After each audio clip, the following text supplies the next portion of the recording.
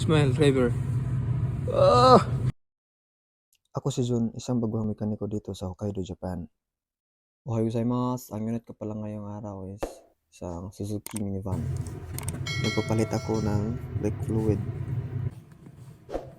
Mano-mano lang din yung pagkuha ng brake fluid namin dito at pagpalit.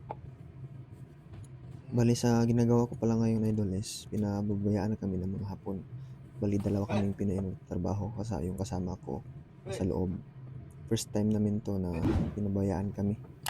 Kaya masaya sa feelings kasi parang may tiwala na sila sa amin.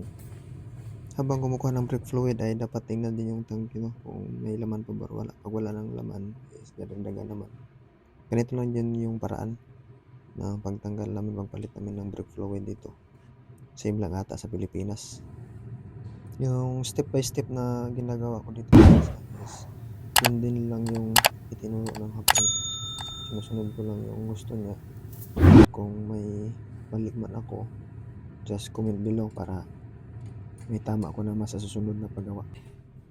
Pero pagkatapos ko naman itong gawin is ipapacheck ko pa to sa hapon, kung okay lang ba yung brake, wala bang problema.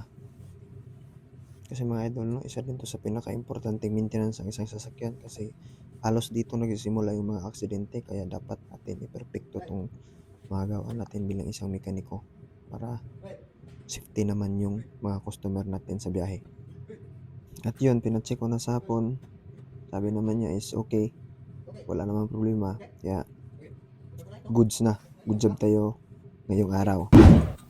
Then lastly is tingnan natin yung tangke at ibalik natin yung original level sa brake fluid.